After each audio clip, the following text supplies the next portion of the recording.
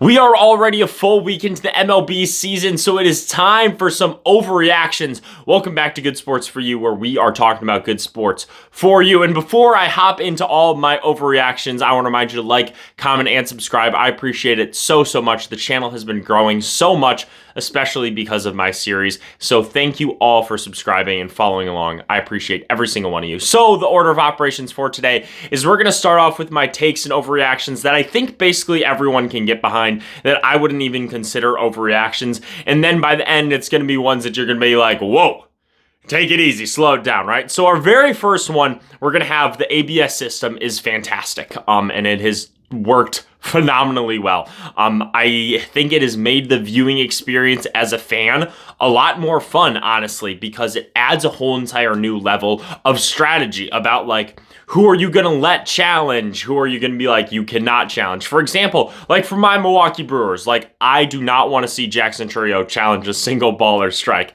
He hasn't even been up yet, so like we haven't been able to see it yet. But like that was one of the first things that I talked about with my brothers. Like, who do we trust on the team? We were like, William Contreras, we'd be totally fine with. Yelich, definitely. But like Chourio, no. We do not trust his strike zone at all. And so it's been interesting to see that with the players and with the teams, what their strategy has been and how that will evolve as the season goes on. Baseball is such a game of strategy, and this just adds a whole entire new element. And then in terms of like the actual gameplay, it's quick, it's simple, it doesn't take too much time away from the actual gameplay, and only having two for each team to be able to be wrong, right, I think has been fantastic. I think that's the correct amount of challenges. Like obviously, you keep it if you continue to do it right. But if you mess up, you only have two. I think that is the perfect amount. I think that they're doing that right. And also it puts the pressure on the umpires to make the correct calls, because then you'll be exposed to the entire stadium. And then for my second overreaction, the Brewers are still easily the best team in the NL Central. I'm not saying this as a biased fan. Yes, we've only played the Rays and the White Sox. The offense is clicking. The offense is phenomenal, and the pitching is looking great. Yes, we lost Freddie.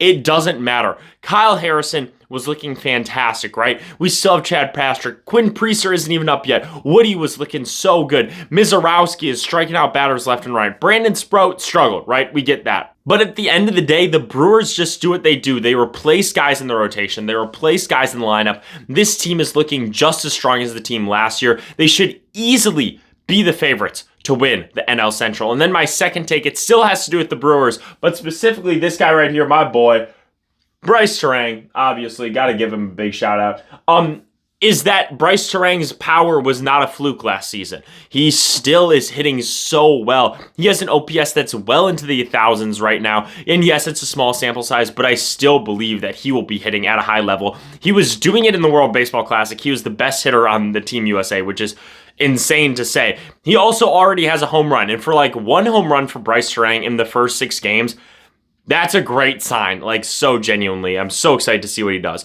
My second overreaction is this Rays team is super fun and sneaky really good. I watched a lot of Rays because they had a lot of close games with the Cardinals, and obviously they were playing my Brewers. But this is a fun team that it's like, if there is a team that I may not think they could make the playoffs, but they're a team that's going to be challenging a team basically every single game, and they're just fun to watch. So if you got a team that you're like, oh, I really want to get into another team this season, I would consider doing the Tampa Bay Rays. They're going to be a super fun team to watch, highlighted by my boy Chandler Simpson, one of my favorite players in the entire league.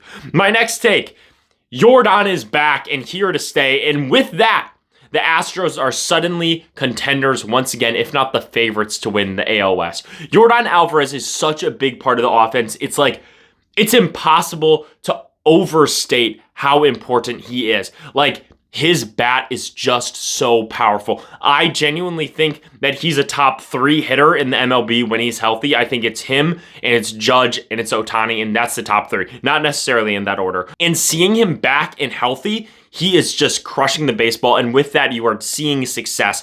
Astros fans should be so happy. You basically just signed one of the best bats in free agency because he's coming back from injury. That is how important he is to this roster and to this lineup. And also, like, with Hunter Brown continuing his presence on the mound, this team is going to be scary. The Mariners and the Rangers need to look out in the AL West. My next overreaction is this is the best rookie class that we have seen in a very long time. Think about the 2024 National League Rookie of the Year race. You had Paul Skeens, Jackson Merrill, and you had Jackson Churchill. Like, those are three guys that everyone was talking about, like, wow, these are the rookies of the future. You think about that across the whole entire MLB. You look at the guys that we have right now at the very beginning. Chase DeLoiter had just an unbelievable start, just crushing home runs. Kevin McGonigal is looking as advertised. You have J.J. Weatherholt also looking as advertised, and those are just the guys that are coming up through the MLB pipeline organization, not to mention other. Sal Stewart has been on an absolute tear, right? Yes, he had some time earlier last season, but this is his rookie season. Those are just guys, like I said, that are from the MLB pipeline through the prospect system, because then international players, you got Munetaka Murakami, you got Katsuma Okamoto. Both of those guys have been crushing the baseball as rookies. And then not to mention, we're about to get Connor Griffin today. He's scheduled for his debut today, and he is supposed to be better than all of these guys. Like, he is supposed to be that next guy. So if he actually lives up to the expectation, this Rookie of the Year like race is going to be phenomenal in both leagues, and we can get multiple guys who potentially could be first-year All-Stars in their rookie season, which is just like so good for baseball to continue to grow the sport and to continue to grow it in fan bases that need that oomph. Like, the Pirates have been looking really solid. If they can get Connor Griffin, if he's the bat, or even like 75% of the bat and the player that he is advertised to be, this team goes from like a, yeah, they're making some noise to like potential like wild card contenders. I don't think they're going to be contending in the Central with the Brewers, but like potentially sneaking into that third wild card spot if Paul Skeens can get back to where he was. Obviously, he struggled in that first game against the Mets, but he was looking much better against the Reds. But this rookie class is looking phenomenal. What a good time to be a baseball fan. My next overreaction, this is where it gets to get overreacting. Shohei is just as good of a pitcher as he is a hitter, if not better, which is a wild statement to say because Shohei Ohtani is, like I said before, a top 3 hitter in the game. Any way you slice it. You could argue 1, you could argue 2, you could argue 3. I would probably put him 2. I think it would be Judge Ohtani Alvarez, right? He is such a good pitcher, and it is kind of unbelievable. He has the longest on-base streak in the MLB, and he has the longest scoreless inning streak in the MLB. He is that good. He just pitched 6 scoreless against the Diamondbacks. The Diamondbacks have a good lineup. They have Carroll, they have Perdomo, they have Marte. Like, those are 3 guys that can really bang. And now you got Shohei just like dicing them up. And that just goes back to last season. He was that good. He is such a phenomenal pitcher. In 2022, I still think that he should have won MVP over Judge, because not only was he doing incredible stuff as a hitter, he finished 4th in Cy Young, and he had 3rd in ERA+, 2nd in FIP, 3rd in strikeouts, 1st in strikeouts per 9. You can make an argument, when you're looking at that guy, you're like, he's the best pitcher in the American League, and that wouldn't be a wild statement to say. And now the fact that he's coming off of an incredible pitching season in the regular season last year, highlighted by, in the postseason, the best game that we've ever seen with him against the Milwaukee Brewers, and now you're going in first game scoreless. Like, he is that good of a player. And I see things about like the Ohtani glaze is so much. It's not enough.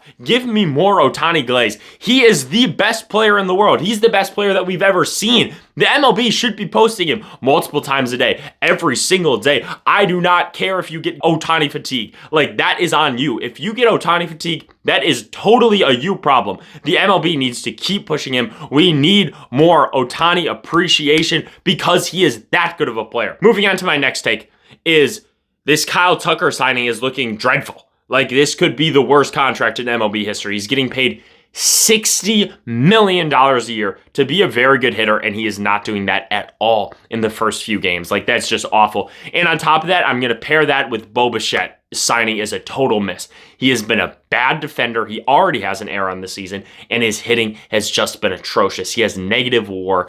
Kyle Tucker is hitting atrociously. Both of the big-time bat free agent signings that have moved teams are looking like albatrosses right now. So big time misses on both of those. Do I think that they'll improve? Yes. But the overreaction right now is both of those contracts are absolutely huge misses. My next overreaction is Aaron Judge's World Baseball Classic performance affected him way more than we possibly could have imagined. He has started off the season very, very poor. And a part of me almost wonders how much of that is because he was so bad in the World Baseball Classic. He heard the criticism. He heard people say that he wasn't able to carry Team USA. That's got to weigh on the mind. He came up short in the big time positions every single time in that tournament. And now you're going to play for the New York Yankees, where you have a ton of media pressure on you, and you are not performing to the level that you need to be. Thankfully for the Yankees, they continue to win. But he has not been the Superman, right? The Superman that we have seen from Judge in the past. He needs to get back to that level. But my concern is that this World Baseball Classic performance is weighing on his mind, and all that criticism is hurting him. But hopefully he can bounce back. But then I got another take for the New York Yankees, and that overreaction is going to be that they are better without Anthony Volpe, and also their pitching rotation is the best in baseball before you even add Garrett Cole and Carlos Rodon.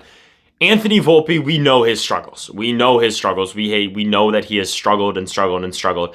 Caballero has not been great this season, in all honesty, but I also think that there's something about having somebody on the team like Volpe who has been the constant source of criticism that I almost feel like that could be a distraction in the clubhouse. So to not have that, and for Volpe to be able to take a back seat, and, for other people to thrive. Ben Rice has been incredible. Stanton has started off the season so hot. Like, all of those guys have been so good. To not basically have the criticism on Volpe, instead focus on the positives, I think is just really, really good for the team.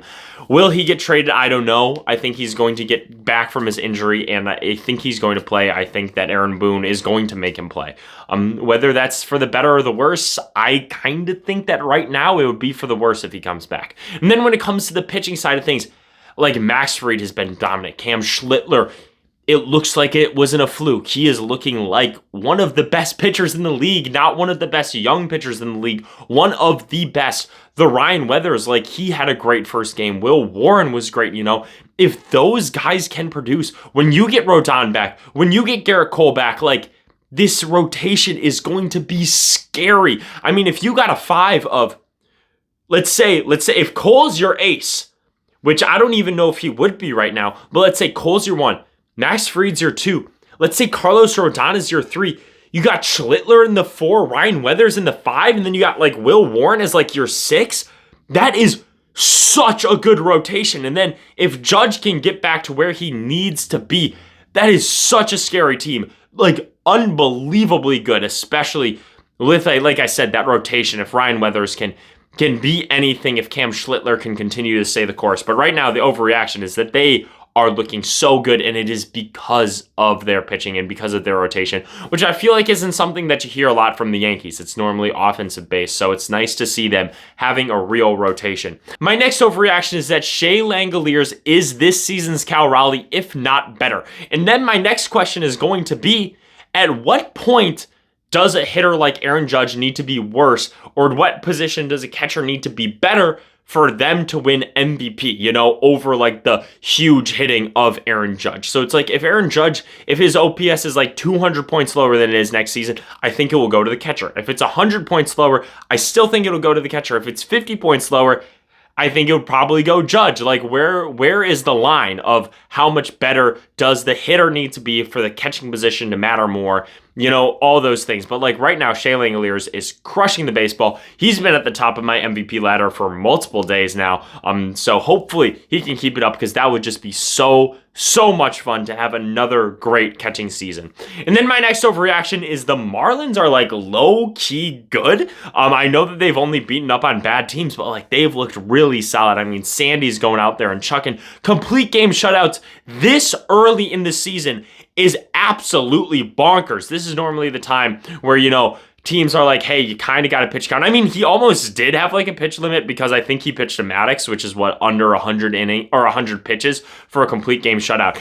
He is just such a phenomenal player. And I think that this Marlins team is going to be fun, and to start off the season hot, I think is incredible. If they can keep it up, why don't you try to make a move? Try to compete for the NL East. I don't think the NL East is very strong. But with that being said, I think the Braves are back, baby. I think this team, when healthy, is just so good. And Acuna hasn't even been playing well. So if he can get back to the level, I think that they can definitely be a favorite in the NL East. the Mets are gonna Mets, I feel like, is how I'm feeling right now with them. And the Phillies, I just have not been high on the Phillies all off season and not to start off the season either. So I would just be intrigued to see, because if the Marlins are good, that just adds a whole entire another wrinkle to this NL East, because the NL East was projected to be one of the strongest divisions in baseball. So if the Marlins are good, like, that's going to completely change the dynamic of everything. And I do think that they are good. So that's my overreaction for right now. And then my final overreaction is we all doubted Joey Wiemer. He is that guy. He's on his path to be an all-star, MVP consideration, all of these things. He's been just absolutely crushing it. So shout out to all the Joey Wiemer truthers out there. I've always been a fan of Joey since his time with the Brewers. He really struggled with us at times, but right now he has been showing everyone why he deserves to be a full-fledged MLB player and a starter at that. I mean, he beat out Dylan Cruz for a position in the outfield, which is kind of absurd considering Dylan Cruz was second overall pick by the Nationals in the same year as Paul Skeens. Like, he was supposed to be the next guy up. And Joey Wiemer, just coming out of nowhere from the University of Cincinnati, just crushing the ball this season, which you absolutely love to see. So shout out Joey Wiemer. But that is all my overreactions for the MLB season so far. Make sure to like, comment, subscribe, do all those things. Leave your thoughts in the comment section down below. I appreciate everyone watching so much, and I'm out. Peace.